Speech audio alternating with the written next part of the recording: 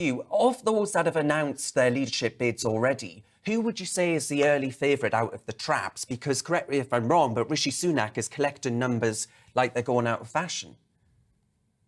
Yeah, of course, at the beginning of the leadership contest, it matters about, how many MPs nominate the candidate, and Rishi Sunak is sort of really the front runner when it comes to that. It kind of depends what happens, though, because the 1922 committee will meet tomorrow. They could change their rules to make it so that the grassroots Tory membership won't actually vote on the last two candidates, and it could be up to MPs.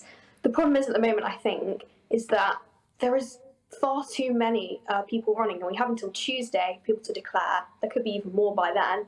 I think, frankly, the public are a bit frazzled because many of these people who don't follow the intricacies of political, day-by-day news may not be aware of them, and that's not their fault. It's just because they have, actual lives, and their job isn't like mine. They don't have to pay attention to these things.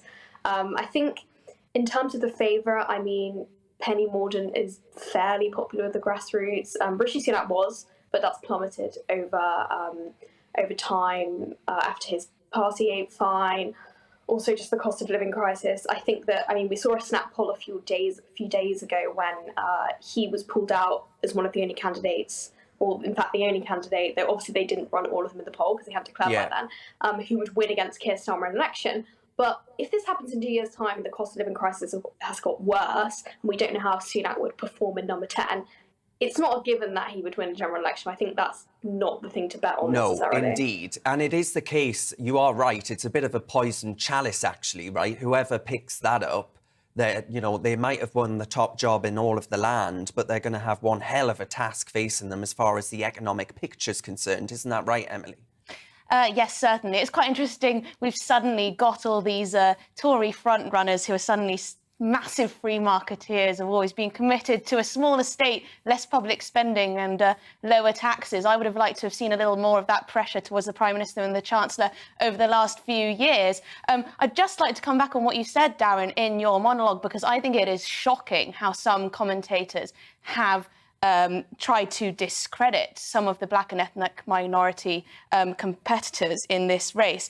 The way Dr. Shola, I believe her name is, spoke about Kemi Badenoch was disgusting, disowning her, discrediting her as a black woman, saying that she's legitimising white supremacy and such things. That is a disgusting thing to say. Kemi Badenoch is simply giving her view, her strongly held view from what I can say. And I do think she should be one of the front runners, although I would say that she may be ever so slightly inexperienced compared to some of the other forerunners. I would say on Rishi Sunak, though, I do think that perhaps he's a little too tarnished.